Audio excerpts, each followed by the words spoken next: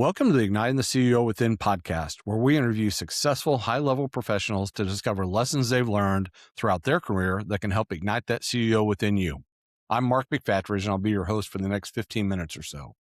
Our show is sponsored by Quaid, a nationwide community of CEOs and entrepreneurs. Quaid has developed Launchpad, which offers an opportunity for experienced executive coaches and fractional executives to become licensed circle directors. After completing the Launchpad program, you'll lead your own peer advisory circles, helping other CEOs and entrepreneurs excel in their professional and personal lives while providing a community of accountability, challenge, and support. If you'd like to learn more, go to quaidcircle.com. Really excited about our show today. We've got Tom Collins, who's the author of 4 Stars Leadership. Tom's out of Lexington, Kentucky. Tom, welcome to the show. Mark, thanks for having me. I've been looking forward to this. Looking forward to a great conversation. Yeah. We'll see. You just got a knucklehead out of Indianapolis who reaches out randomly and comes across great leaders like you. So we'll see where this thing goes. Hey, look, with your book and your professional career and everything that's led up to it, you've been exposed to some really, really great leaders and some others that needed to follow all of your book. So if you could start to narrow it down, what are 1 or 2 traits that you see that separate those great leaders from the not so great? Yeah, that's a great question. It's hard to distill everything down to 1 or 2 things per se, but I would say that ultimately, and this is going to sound so elementary, ultimately it's about somebody that other people want to follow. And because if you don't have people following you, you're just out for a walk. You're not leading anything. And so it is being the type of person that people want to follow, and what does that require, and what are the components that come into that. And from my work, that boils down to 4 C's, or the 4 stars, we would say. That's character, competence, caring, and communication.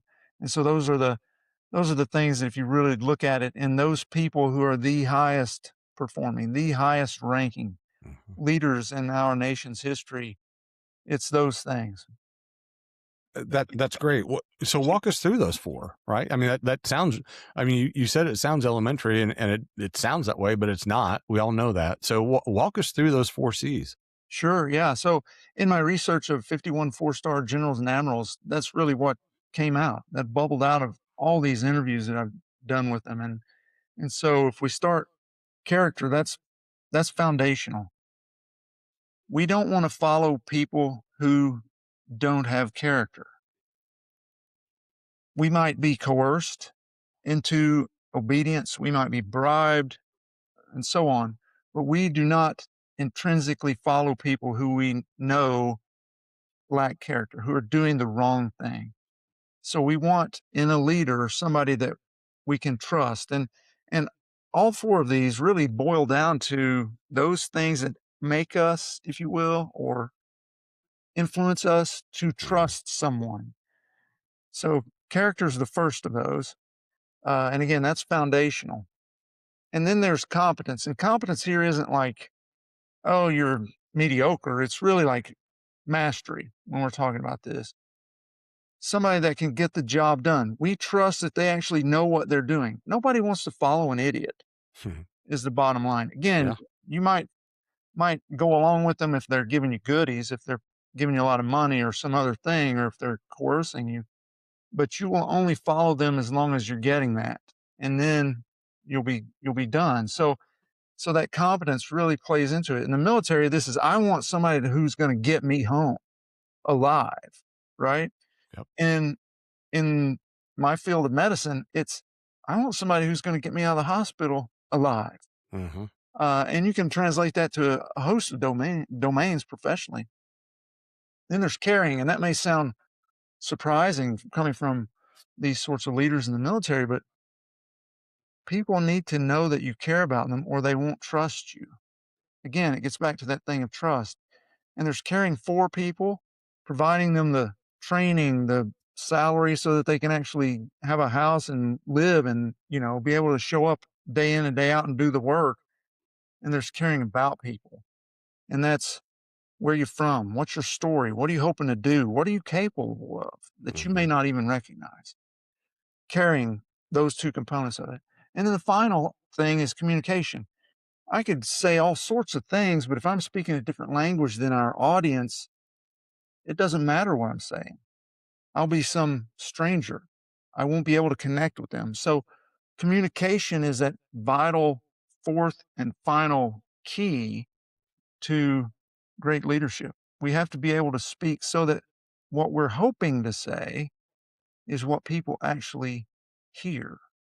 And that's the hardest thing. A lot of times we're broadcasting, but we're not saying things in a way that our audience receives what we intended to send. Tom, that's really really good stuff. Thank you for breaking it down. If I go back to some of the stuff, right? Like, and if I go back to some of the stuff, so like with the character component, right? Like, and you said it's foundational, and I agree with you that that's got to be the baseline for everything. We're human, and so sometimes we're going to screw up, right? How does somebody who's in a leadership position where character is the foundation of everything for them, if they screw up and go out of bounds, how do they get it back?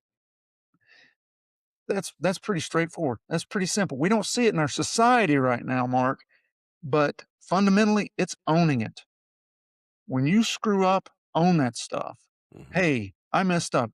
Think about one of the sort of exemplar stories in all of American corporation history is Tylenol. J&J said, "We got a problem," and they owned it right then and there.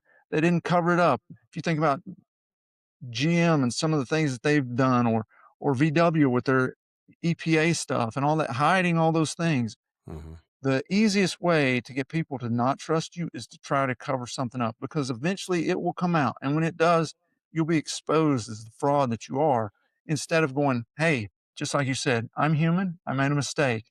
mhm, Honesty is a part of character. So if we look at character, it's not just this one thing. It's actually shaped and created by multiple domains. So there's honesty, there's compassion, there's uh, humility, there's all sorts of things that go into responsibility, accountability, that go into character, mhm. right? And so it's all of those things. How do they work? And some days you won't be as good as others, but it's saying, you know what, right in this moment, I'm not doing very well, or after the fact, "Hey, I really blew it on that thing.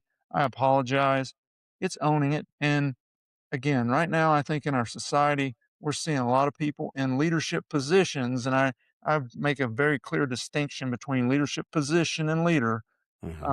A lot of people in leadership positions who are quick to point the finger at everybody else instead of saying, "Hey, you know what? That's on me."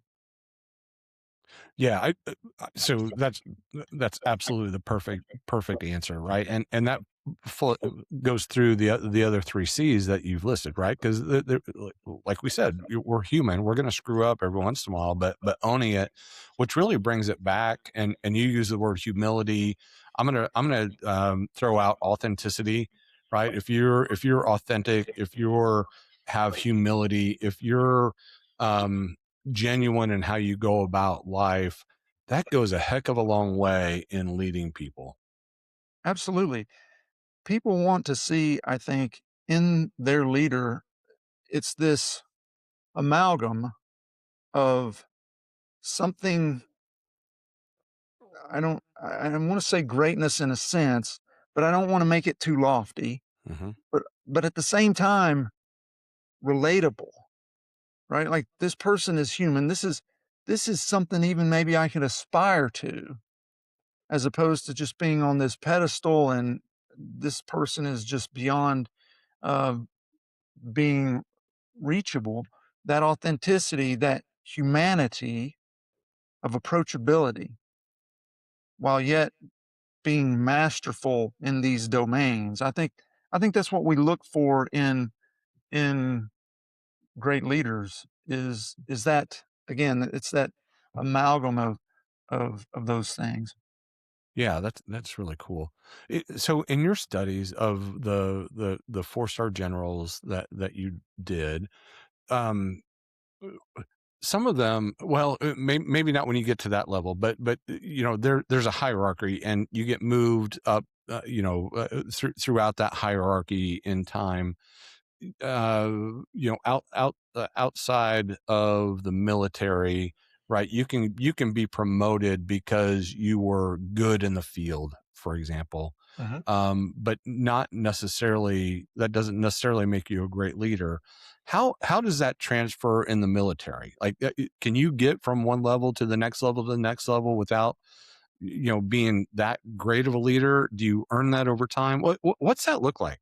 Yeah, so that's a great question, and this is the idea of what's called the Peter principle, right? So you get promoted to the level of incompetence, of your own Hmm. incompetence, Yep. and that happens so often. I can tell you, I'm an academic physician, and so I'm a at a university and so on, and time and time again, I've seen people who were really good at getting grants and writing papers who have zero ability when it comes to leadership, but because they got all the big money from the NIH or they discovered this thing, they got promoted to be head over everybody, and it's disastrous. And it happens time and time again at universities across the country. Hmm. Um, and thankfully, I feel like that is starting to shift. People are starting to recognize that there are other things that they need to be aware of. Um, does that happen in the military? It can, certainly, because there are certain levels, echelons in the military where performance, actually doing a particular job within your specialty, is highly important. So for a physician, it's actually being a physician up to a certain point at which you transfer over to much more activities in the leadership space. And so at that point, that's when most of those people start throttling back on their trajectory. And definitely once you get to general grade, which is a 1 star, 2 star, 3 star, and 4 star, Hmm. which is the highest of officers in the United States military, there's this jump from colonel to 1 star general, and they hold that very closely with regard to who gets in. And then especially again, once you get to when you're a 3 star and a 4 star, Congress actually has to approve that. Hmm. And there's so much that goes into that. I mean, the vetting of our 3 and 4 star officers in our military is far and away, I would say, the most intense of any in the military. I mean, reality is I could just sign up and go and run for president and be president, right? And nobody would necessarily vet that so much. It's like, oh, he's famous on TikTok or whatever it is, Yeah. that made people vote for me. But that's not the way it is in the military. So yes, there is the ability to get to a certain level, but rarely, I won't say never, rarely do you get that far up when you're not again moving on beyond just the performance in your specialty. I love that. Thank you, and thanks for that education on that. So what can the civilian world learn from that? Right, because we do it over and over and over and over again, right? Seemingly. Yeah, that's a great question. I think that some of it is driven by a lack of understanding, in part maybe from Wall Street's short-sightedness of the quarter or like immediate returns, right? As opposed to looking at what is the longer term strategy. We know that great leadership results in higher productivity, better innovation, a whole host of things that improve outcomes for corporations and so forth outside of the military, absolutely. And so I think it's taking a step back and saying, what is actually needed for leadership? What would that look like? Mhm. And then going about and finding the people that actually are demonstrating that day in and day out and recognizing they may not be the top salesperson or the prettiest person or the whatever person, but they've got these things, and that's what you actually need. And making a commitment to that. I think that's the I think that's the thing. So often we get caught up, I think, in a sort of cult of personality because in our society we are enamored by people who have some characteristic. Maybe it's intelligence, maybe it's the capability to woo people with their voice, maybe it's they're really attractive. But whatever it is, we get enamored with that and we elevate that at the expense of all these other things when those people don't necessarily demonstrate to some degree at all sometimes the things that actually we need in a leader. I love it. Man, I think you and I could have about 4 or 5 of these episodes. This I mean, we are only getting started. This has been really amazing. Thank you for breaking that down and for sharing your 4 stars, and doing that. Let me ask you one, I'm gonna ultimately ask you 2 more things, but one thing, if you look back at 21-year-old Tom, what is one thing you wish that he knew then that you've learned over the years? golly, Mark, so many things. One thing, um, You can do 2. yeah, I would say, um, I think one thing is have a little bit better horizon, like perspective on the horizon, like, um, and I still wrestle with this to some degree, certainly, and I'm sure my friends would say to a large degree, but that I'm a person who gets stuff done, okay? And I feel this need to do that boom, boom, boom, and move Mhm. on. I mean, uh, when I published my book, a tremendous amount of work, 3 years plus of work. It was on to the next thing, right? I didn't celebrate that and so on. And I think that feeds burnout. It feeds disillusionment, disengagement. It keeps us from feeling fulfilled in the great things that we may be doing. So I think it's take the time to savor that stuff. Mhm. That would be something I would say. Be in the moment, or as people are saying now, be present. Yep. Practice presence. I think that's probably something I would tell Tom. That's cool.